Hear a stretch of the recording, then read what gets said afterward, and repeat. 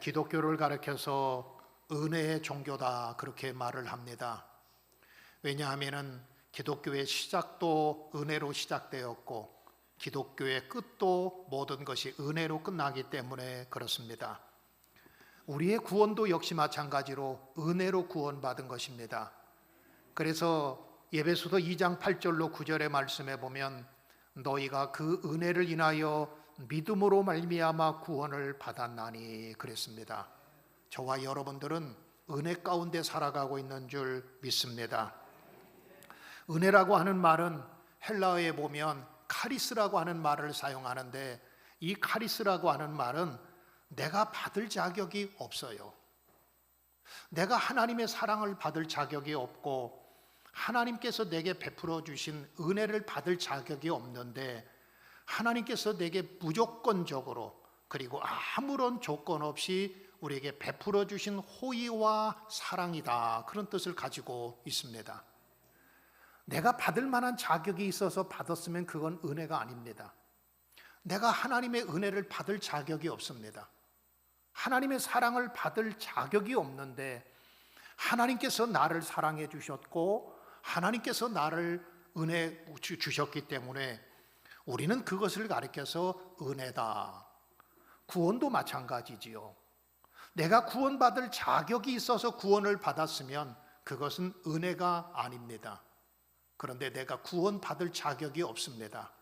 왜냐하면 우리는 죄인이기 때문에, 매일 쓰러지고 넘어지는 사람이기 때문에 우리가 하나님의 은혜를 받을 자격이 없지만 하나님이 먼저 우리에게 손을 내밀어 주셨고 하나님이 먼저 우리에게 다가와 주셨고 그리고 하나님이 먼저 우리에게 은혜를 베풀어 주신 것입니다. 그렇기 때문에 기독교는 처음에서 끝까지 은혜의 종교다라고 그렇게 말하고 있는 것입니다. 은혜의 반대말은 공로라고 하는 뜻입니다. 은혜의 반대말은 당연함이라고 볼 수 있습니다. 은혜의 반대말은 보상이라고 하는 뜻으로 해석할 수가 있습니다. 내가 받을 자격이 있습니다. 제가 공로가 있습니다. 내가 이렇게 구원받는 것은 당연한 것입니다. 내가 하나님의 은혜 받는 것은 당연한 것입니다. 여러분, 이건 은혜가 아닙니다. 내가 아무런 받을 자격이 없지만 내가 어떻게 하나님 앞에 설 수 있습니까? 내가 어떻게 하나님 앞에 기도할 수 있고 내가 어떻게 그 거룩하신 주님을 만날 수 있습니까?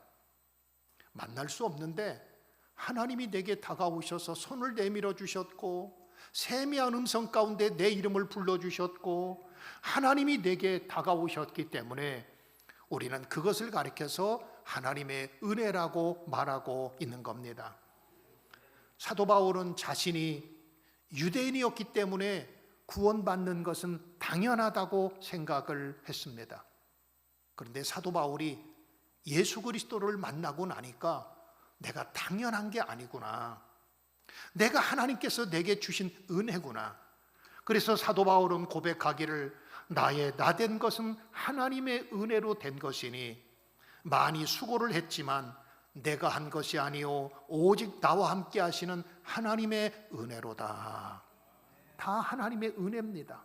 내가 공로로 된 것이 아닙니다. 내가 은혜 받는 것은 당연한 것이 아닙니다. 하나님의 사랑받을 만한 자격이 없지만 하나님께서 나를 먼저 사랑해 주셨고 무조건적으로 조건 없이 사랑해 주셔서 은혜를 베풀어 주셨습니다. 그래서 사도 바울은 말을 하기를 나와 함께 하시는 모든 것이 하나님의 은혜입니다. 사랑하는 성도 여러분, 하나님의 은혜를 잊지 마시기를 주님의 이름으로 축복합니다. 은혜 떨어지지 않도록 여러분 기도하시고 은혜 떨어지지 않도록 은혜의 근원 되시는 주님 앞에 더욱 가까이 나가시기를 주님의 이름으로 축복합니다. 히브리서 12장 15절에 보면 너희는 하나님의 은혜에 이르지 못하는 자가 없도록 하라 그랬습니다.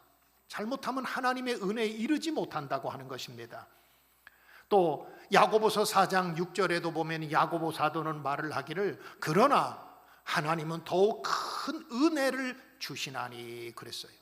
하나님은 우리에게 무엇을 주시기를 원하세요? 은혜 주시기를 원하시는데 그냥 작은 은혜가 아니라 큰 은혜를 주시기를 원하신다는 거예요. 그런데 이 은혜라고 하는 것은 크게 두 가지가 있습니다. 하나는 일반적인 은혜가 있어요. 일반적인 은혜라고 하는 것은 누구에게나 주는 은혜지요. 하나님께서 햇빛을 주시고 공기를 주시고 바람을 주시고 비를 주시고 이 모든 것들도 하나님의 은혜인데, 이런 은혜를 가리켜서 일반적인 은혜다, 보통 은혜다 그렇게 말해요. 그런데 또 한 가지가 은혜가 있는데 그것은 특별한 은혜입니다. 이 특별한 은혜는 하나님을 믿는 사람들에게 주신 은혜예요. 일반적인 은혜는 모든 사람에게 주시는 은혜라고 한다면, 특별한 은혜는 우리 예수 그리스도를 주로 고백하고 살아가는 믿음의 사람들에게 주시는 은혜인데, 바로 속죄함과 구원 그리고 새 생명, 이런 것을 주셨지요. 이걸 가리켜서 우리는 특별한 은혜라고 말을 합니다. 사랑하는 성도 여러분, 특별한 은혜를 받으시기를 주님의 이름으로 축복합니다. 야고보 사도가 말한 것처럼 여러분 더욱 큰 은혜 받으시기를 주님의 이름으로 축원합니다. 우리 성도들은 은혜가 없으면 안 돼요. 교회도 은혜가 없으면 안 돼요. 교회도 항상 은혜가 넘쳐야 되고, 우리 성도들의 삶 속에도 은혜가 넘쳐야 됩니다. 이제 돌아오는 오늘 저녁부터 심령 부흥성회가 있습니다. 왜 이렇게 부흥성회를 하는가 하면 여러분들이 은혜를 받기 위해서 부흥성회를 하는 거예요. 이번 저녁에, 오늘 저녁부터 이번 주 수요일 날 새벽까지 아침 새벽 5시와 저녁 7시 30분, 그래서 모두 6번의 부흥성회가 있는데, 하나님이 큰 은혜 주신다고 약속하셨으니까 여러분들에게 이번 성회를 통해서 큰 은혜가, 특별한 은혜가 여러분들 속에 임하시기를 주님의 이름으로 축복합니다. 그러면 어떻게 해야 우리가 은혜 받을까요? 하나님은 우리에게 은혜를 주신다고 그랬는데, 아무나에게 은혜를 주시는 것이 아니라 하나님의 특별한 은혜는 몇 가지의 준비가 필요합니다. 여러분들이 이 준비를 하고 있으면 이번 성회를 통해서 하나님께서 주시는 특별한 은혜가, 여러분들에게 주시는 큰 은혜가 저와 우리 교회에 임하게 될 줄 믿습니다. 그럼 어떻게 하면 우리가 큰 은혜를 받을 수 있고 특별한 은혜를 받을 수 있을까요? 가장 먼저는 여러분들의 마음의 준비를 해야 됩니다. 마음을 준비하고 있어야 여러분들에게 큰 은혜가 임하게 되어 있고 특별한 하나님의 은혜가 임하게 되는 거예요. 예수님께서 마태복음 13장 그리고 마가복음 4장, 누가복음 8장에 보면 예수님께서 한 비유를 통해서 설명해 주셨어요. 이 비유의 결론은 사람의 마음이 중요하다는 거예요. 마음. 여러분, 우리가 인생을 살아가는 데 있어서 가장 중요한 게 뭐던가요? 마음 아닙니까? 어떤 마음을 가지고 있느냐, 이게 참으로 중요하다고 하는 겁니다. 그러면서 예수님께서 사람의 마음을 밭에 비유를 했습니다. 그러니까 밭, 우리들의 마음이 밭과 같아요. 그런데 이 마음에 말씀의 씨를 뿌렸다고 그랬습니다. 예수님께서 비유로 말씀하시면서 어떤 사람이 밭에 나가서 씨를 뿌렸는데 어떤 씨앗은 길가와 길가에 떨어졌다. 또 어떤 씨앗은 돌밭에 떨어졌고 어떤 씨앗은 가시떨기에 떨어진 씨앗도 있지만 어떤 씨앗은 좋은 땅에 떨어졌다. 여러분, 예수님께서 우리 마음을 그와 같이 마음이 몇 종류의 마음이 있다는 거예요. 우리들의 마음이 길가와 같은 마음이 있습니다. 길가와 같은 마음은 굳어진 마음입니다. 농부가 나가서 씨를 뿌리다 보니까 또랑이라고 그러지요. 사람이 왔다 갔다 하는 그 도랑에, 그곳에 씨가 떨어졌는데 그곳은 땅이 굳어져 있어서 씨가 뿌리를 내리지 못합니다. 우리들의 마음도 마찬가지예요. 우리들의 마음을 은혜 받는데 가장 방해가 되는 것이 있다고 한다면 우리들의 굳은 마음입니다. 고정적인 생각, 고정관념, 그리고 내 고집과 편견, 닫혀진 마음, 이것이 우리들의 신앙생활하고 우리가 은혜 받는 데 있어서 가장 장애가 되는 거예요. 여러분들의 마음이 굳어져 있으면 안 돼요. 말씀에 대한 수용성이 있어야 돼요. 내가 어떤 말씀인지 듣겠습니다. 여러분, 이게 수용성입니다. 주님, 내가 어떤 말씀을 하시든지 내가 아멘 하겠습니다. 내가 듣겠습니다. 여러분, 이것이 말씀에 대한 태도지요. 그런데 굳어진 땅은 고정관념, 고집, 아니면 편견, 내가 알고 있던 지식, 그것에 의해서 귀를 닫고 마음의 문을 굳게 닫아버리는 것이 바로 길가와 같은 마음이에요. 그런데 문제는 교회 안에도 이런 길가와 같은 마음을 갖고 있는 사람들이 많이 있다는 것입니다. 이런 마음을 갖고 있는 사람에게는 절대로 하나님의 은혜가 임할 수가 없습니다. 두 번째로 또 한 가지 마음은 돌밭과 같은 마음이라고 그랬습니다. 어떤 사람이 밭에 가서 씨를 뿌렸는데 돌이 많은 곳에 씨를 뿌렸습니다. 돌이 많은 곳에 씨를 뿌리다 보니까 그 뿌리가 내리지를 못해요. 왜? 돌 때문에. 그리고 나서 그 뿌리를 내리지 못하기 때문에 금방 말라 죽었다. 예수님께서 그렇게 말씀하시면서, 그럼 돌밭과 같은 마음이 어떤 마음이냐? 박해와 시련과 어려움 때문에, 외부적인 어려움과 외부적인 어떤 도전 때문에 말씀이 뿌리를 내리지 못하는 경우입니다. 돌밭과 같은 마음.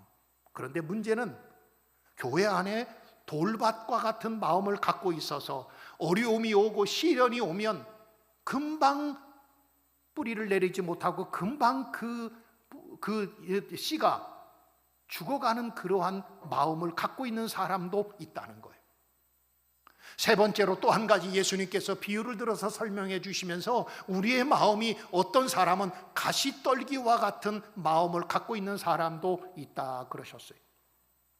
가시떨기는 이 뿌리를 내리고 처음에는 자라오지만 가시가 자꾸 찌르니까 자라지 못해요.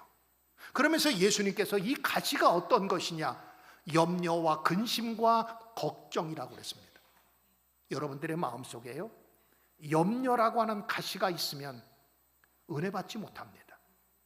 근심과 걱정이라고 하는 가시가 있으면 그 가시가 여러분들을 자꾸 마음을 찌릅니다. 그래서 여러분 은혜 받지 못하게 만들어요.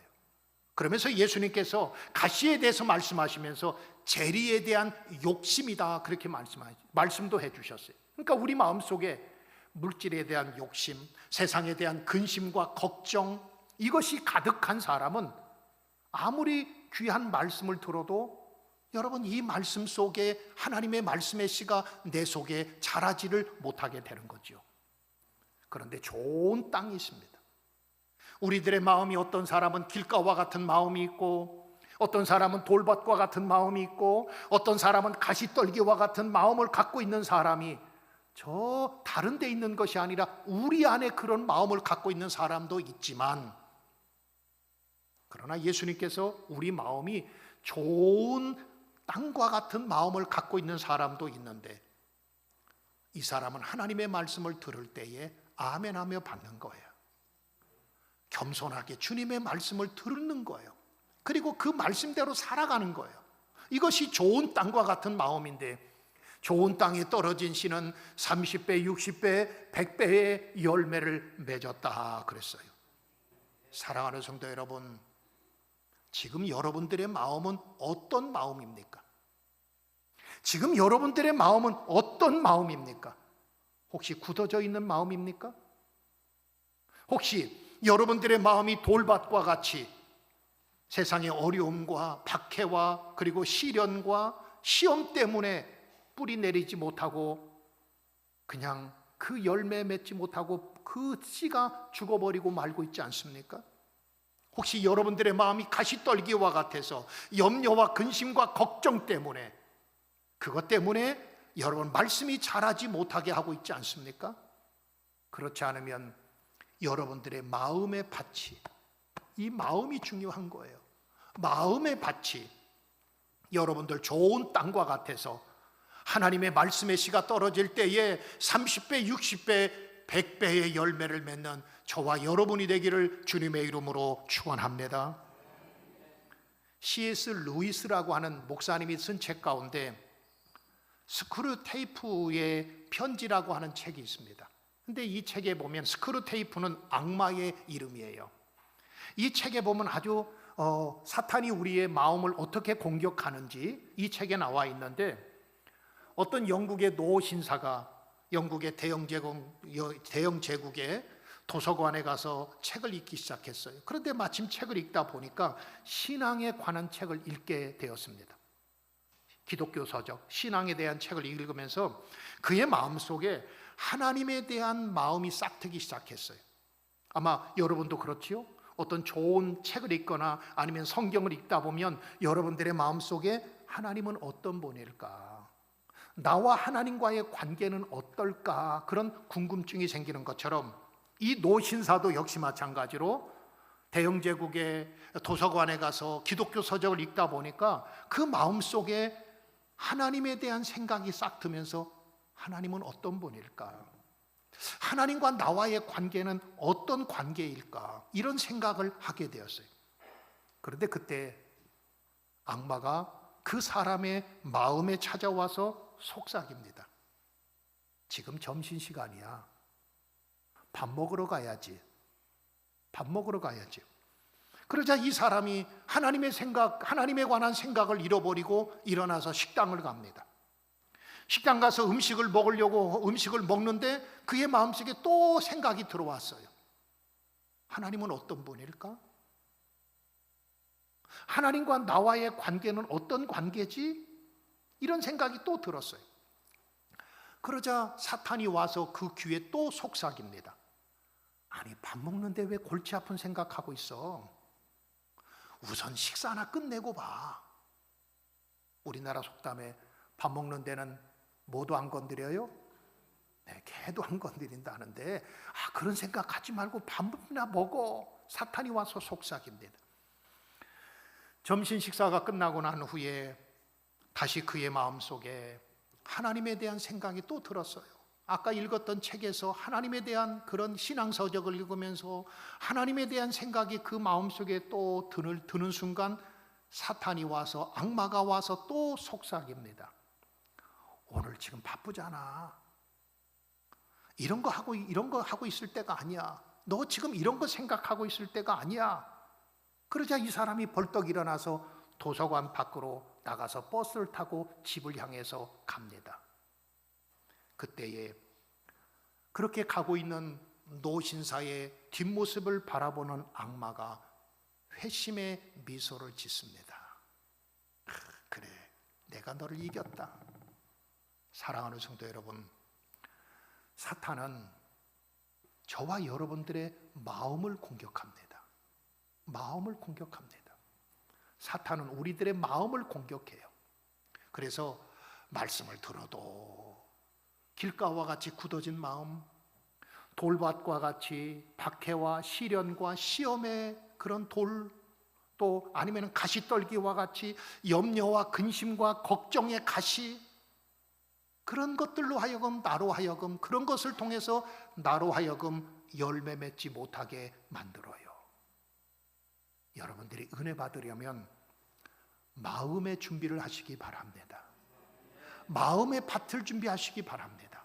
좋은 마음의 밭을 가지시기를 바랍니다. 좋은 마음의 밭은 하나님의 말씀을 겸손하게 듣는 거예요. 그리고 마음의 문을 열고 아멘 하는 거예요. 아멘 하는 거예요. 그때 하나님께서는 여러분들에게 은혜를 주시는데 큰 은혜를 주실 줄 믿습니다. 여러분, 이제 오늘 저녁부터 부흥성회가 있는데 큰 은혜를 받으려면 어떻게 해야 될까요? 두 번째로는 여러분들이 영적인 사람이 되어야 돼요. 사람은 두 종류의 사람이 있습니다. 하나는 육의 사람이 있고 하나는 영의 사람이 있습니다. 고린도전서 2장 14절에 사도 바울이 고린도 교회 성도들을 향하여 이렇게 말씀해요. 육에 속한 사람은 하나님의 성령의 일을 받지 아니하나니 이는 그것들이 그에게는 어리석게 보임이요 또 그는 그것을 알 수 없나니 그러한 일은 영적으로 분별하기 때문이다 그랬습니다. 육적인 사람에게는 아무리 영적인 것에 대해서 말해도 말씀을 전해도 여러분 그 마음속에 하나님의 말씀이 들어가지를 않습니다. 왜냐하면 그 마음속에 육적인 것으로 가득 차기 때문에 그렇습니다. 우리가 은혜를 받으려면 여러분들의 마음이나 여러분들이 영적인 사람이 되어야 은혜를 받습니다. 요한복음 3장에 보면 니고데모가 예수님을 찾아와요. 밤에 예수님을 찾아오는데 이 니고데모는 어떤 사람인가 하면 이스라엘의 선생입니다. 사람들을 가르치는 자고 바리새인이면서 유대인의 지도자예요. 그런데 그가 예수님을 찾아와요. 밤에. 그때 예수님께서 이 니고데모를 향하여서 이렇게 말씀하세요. 사람이 거듭나지 아니하면 하나님 나라를 볼 수 없다. 그렇게 말해요. 사람이 거듭나지 아니하면 다시 태어나야 된다고 하는 거예요. 다시 태어난다고 하는 말은 영어로 말하면 born again입니다. 다시 태어나는 것입니다. 다시 태어나지 아니하면 하나님 나라를 볼 수 없다. 그렇게 말해요. 그랬더니 니고데모는 분명히 이스라엘의 선생입니다. 바리새인입니다. 유대인의 지도자입니다. 그런데 그 말이 무슨 뜻인지 알지 못하고 예수님에게 이렇게 질문해요. 예수님, 사람이 늙으면 어떻게 다시 날 수 있습니까? 예수님이 말씀하신 것은 영적으로 다시 태어나야 된다. 영적으로 다시 거듭나야 된다. born again, 다시 태어나야 된다. 그것을 말씀하고 있는데 니고데모는 육적인 사람입니다. 그러니까 예수님이 다시 태어나야 된다고 하는 말을 이해하지 못하고, 아니 예수님, 내가 지금 나이가 몇 살인데요, 내가 어떻게 엄마의 뱃속에 들어갔다가 다시 태어날 수 있습니까? 그렇게 질문을 하고 있습니다. 그때 예수님께서 그 니고데모를 향하여 이렇게 말씀하시죠. 내가 이스라엘의 선생이면서도 그것도 알지 못하느냐? 여러분, 이스라엘의 선생이었지만, 그는 바리새인이었지만, 유대인의 지도자였지만 그는 영적인 사람이 아니었습니다. 그러니까 그는 유대인의 율법도 많이 알고 있었지만 그는 영적인 사람이 아니고 육적인 사람이었기 때문에 예수님께서 내가 사람이 거듭나야 된다 하는 말을 들어도 이해를 하지 못했던 겁니다.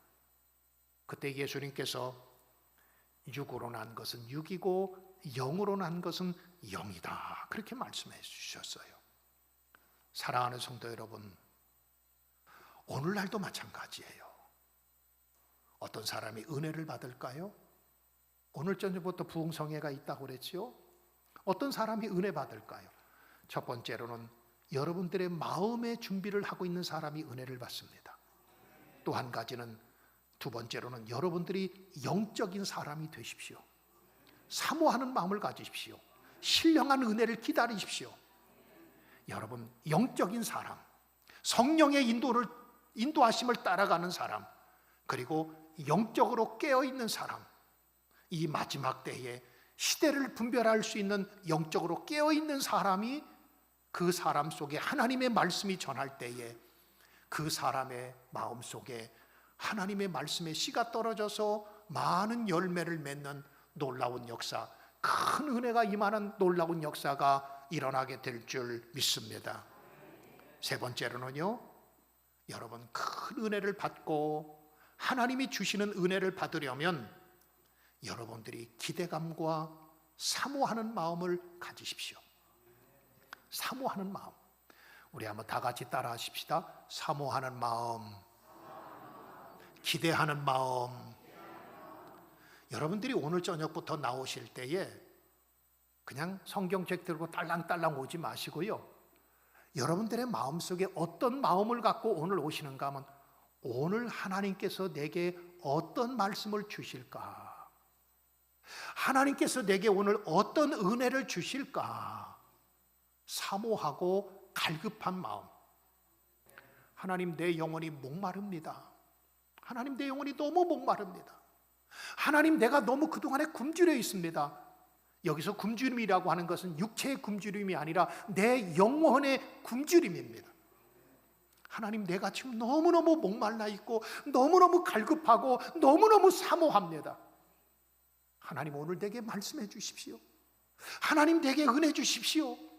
그렇게 간절한 마음과 그런 기대감을 가지고 여러분들이 오늘 밤에 참석하시면은 아마 오늘 밤부터 하나님께서 놀라운 은혜를, 큰 은혜를 부어주실 줄 믿습니다. 사람이 기대감을 갖고 또 사모하는 마음, 간절한 마음을 갖는 것이 얼만큼 중요한가 하면 사도행전 17장이 그런 내용이 나와요. 사도 바울이 2차 전도 여행을 가서 데살로니가에 가서 복음을 전합니다. 그 데살로니가에서 복음을 전하고 전도할 때에 몇몇 사람들이 믿기는 했지만 얼마나 박해와 핍박이 심한지 몰라요. 심지어는 이 천하를 어지럽게 하는 사람들이라고 그러면서 폭동을 일으키고 그리고 소란을 피우게 됩니다. 사도 바울이 더 이상 그곳에서 복음을 전하지 못하고 데살로니가를 떠나서 베레아라고 하는 곳으로 옮기게 됩니다. 이 데살로니가에서 베레아까지는 약 70km 정도 떨어진 곳이에요. 그러니까 먼 거리는 먼 거리지만 그렇게 전혀 다른 곳이 아닙니다. 사실은 70km면 가까운 거리지요.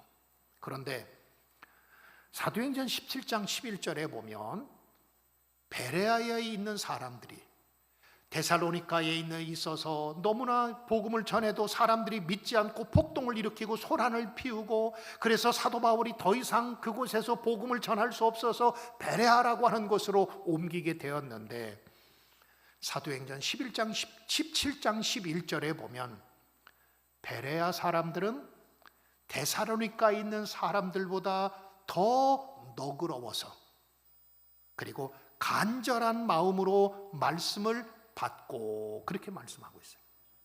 그러니까 이 베레아 사람들은 어떤 말씀을 주시든지 아멘, 아멘, 간절한 마음으로 들었어요. 여러분, 데살로니가 교회와 베레아에 있는 데살로니가에 있는 사람들과 베레아에 있는 사람들과의 차이가 어디 있었죠?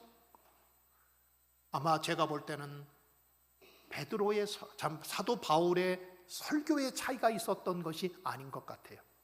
똑같은 복음이었습니다. 똑같은 하나님의 말씀이었습니다. 그런데 데살로니가 교회에 있었던 사람들은 그들은 간절함이 없었습니다. 사모함이 없었습니다. 갈급함이 없었습니다. 그에 비하면은 베레아에 있는 사람들은 준비된 마음, 그리고 그들이 간절한 마음을 가지고 있었습니다. 여러분, 하나님께서는 어떤 사람에게 은혜를 주실까요? 사모하는 사람. 그래서 시편 107편 9절에 보면 하나님은 사모하는 영혼을 만족해 하시며 줄인 영혼에게 좋은 것을 주신다고 그랬습니다. 시편 42편 1절에도 보면 하나님이여 사슴이 시냇물을 사모함과 같이 내 영혼이 주를 찾기에 갈급하나이다. 하나님, 내가 목마릅니다. 내 영혼이 목마릅니다. 내가 지금 내 영혼이 굶주려 있습니다. 하나님의 말씀을 주십시오. 하나님의 말씀을 주십시오. 그런 사모함과 갈급함. 예레미야 29장 13절에도 보면 너희가 온 마음으로 나를 구하면 나를 찾을 것이요 나를 만나리라 그랬습니다. 잠언 8장 17절에도 보면 나는 나를 사랑하는 자를 사랑하며 나를 간절히 찾는 자가 나를 만날 것이다 그랬습니다. 하나님은 간절히 하나님을 찾는 자들에게 절대로 그냥 빈손으로 돌려보내시는 하나님이 아니십니다. 사모하는 사람을 그냥 두지 아니하십니다. 여러분들이 사모하면 하나님께서 꼭 채워주십니다. 반드시 은혜를 주십니다. 오늘 본문에서도 이렇게 말합니다. 우리 한번 다 같이 5절 6절 본문 같이 읽어보십시다. 같이 읽습니다. 시작. 나 곧 내 영혼은 여호와를 기다리며 나는 주의 말씀을 바라는도다. 파수꾼이 아침을 기다림보다 내 영혼이 주를 더 기다리나니 참으로 파수꾼이 아침을 기다림보다 더하도다. 아멘. 오늘 5절의 말씀에 보면 나는 주의 말씀을 바라는도다. 여기서 주의 말씀을 바란다고 하는 말은 주님의 말씀을 기다립니다. 주님의 말씀을 기다립니다. 이 시편 130편은 성전에 올라가면서 불렀던 노래입니다. 성전에 올라가면서 그들이 노래해요. 내가 주님의 말씀을 기다립니다. 주의 말씀을 듣고 싶습니다. 내 영혼이 목마릅니다. 내 영혼이 갈급합니다. 내 영혼이 사모합니다. 내 영혼이 굶주려 있습니다. 주의 말씀 좀 주십시오. 내가 그런 마음으로 성전에 올라갈 때에 하나님이 그런 마음으로 성전에 올라가는 자들에게 하나님께서 큰 은혜로 그들의 간구의 기도 소리를 들어주시고 그들의 마음 가운데 주님의 평안을 주시고 주님의 기쁨으로 충만하게 채워 주셨던 것입니다. 사람은 떡으로만 사는 것이 아닙니다. 사람이 사는 것은 하나님의 말씀 아닙니까? 우리의 영혼이 사는 것은 떡이 아닙니다. 돈이 아닙니다. 다른 것이 아니라 우리 영혼이 살 수 있는 것은 하나님의 말씀입니다. 하나님의 말씀은 우리를 회개하게 만들어요. 이번에 아마 여러분들이 부흥성회를 통해서 하나님 앞에 회개하십시다. 여호와께 돌아가십시다. 다시 주님 앞으로 나가십시다. 그동안에 그렇게 살지 못했던 것을 회개하고 돌이키십시다. 그리고 하나님의 말씀은 내 영혼을 다시 치유하고 살려줍니다. 하나님의 말씀은 내가 어떻게 살아야 될지 인생의 길을 가르쳐 줍니다. 하나님의 말씀은 어둠 가운데 있는 내 영혼을 빛으로 다시 인도해 줍니다. 하나님의 말씀은 잠자는 내 영혼을 깨워주고 무디어주고 냉랭한 우리 가슴 속에 성령의 기름을 부어주시고 부흥의 역사를 허락하여 주실 것입니다. 하나님의 말씀은 나를 변화시키고 나를 새롭게 만들 것입니다. 하나님의 말씀은 자꾸 유혹에 흔들리고 넘어지고 왔다 갔다 하는 나를 유혹에 넘어지지 않고 승리하는 그리스도인으로 만들 것입니다. 하나님의 말씀은 어떤 현실 속에서도 낙심하거나 실망하지 않고 우리를 굳게 세우는 생명의 말씀이 우리 가운데 역사하고 그것이 바로 하나님의 말씀입니다. 사랑하는 성도 여러분, 오늘 저녁부터 심령 부흥성회가 있습니다. 이번에 오시는 강사 목사님은 우리 교단에서 참 목회를 정말 잘하시는 목사님이세요. 저는 부흥 강사들을 모실 때에 어떤 다른 기준보다도 본인 교회를 부흥시키는 목사님, 그래 그분들하고 제가 교제를 나누다 보면 저의 가슴이 뜨거워지고 우리 성도들도 다 가슴이 뜨거워지는 부흥의 역사를 경험하게 될 것이기 때문에 저는 부흥 강사를 모실 때도 꼭 그런 분들을 모셔요. 꼭 교회를 부흥시키는 목사님. 근데 우리 임성국 목사님은, 이번에 오시는 목사님은 아마 오셔서 말씀을 전해주시는 때 아마 많은 그런 부분들이 있을 텐데, 교회를 조그마한 어렵고 힘든 교회 가서 정말로 우리 한국 교회에서, 부산에서 영향력 있는 교회로 교회를 세우고 그와 같은 놀라운 일을 행하신 분이십니다. 이번에 오셔서 저와 여러분들에게 은혜를 주실 줄 믿습니다. 여러분들이요, 오시는 부흥 강사님의 말씀도 중요하지만 여러분들의 마음의 태도가 중요합니다. 마음의 준비가 필요합니다. 사모하고 갈급한 마음이 필요합니다. 그런 마음으로 주님 앞에 나가면 여러분들에게 큰 은혜가 임할 것입니다. 영적인 마음을 가지십시오. 사모하고 갈급한 마음을 가지십시오. 그러면 여러분들 이번에 비록 6시간밖에 되지 않지만 하나님께서 저와 여러분들에게 말씀을 기다리는 심령들 가운데 하나님께서 은혜를 주시는데 큰 은혜를 주시고 특별한 은혜로 채워주실 줄 믿습니다. 우리 다 같이 기도하십시다.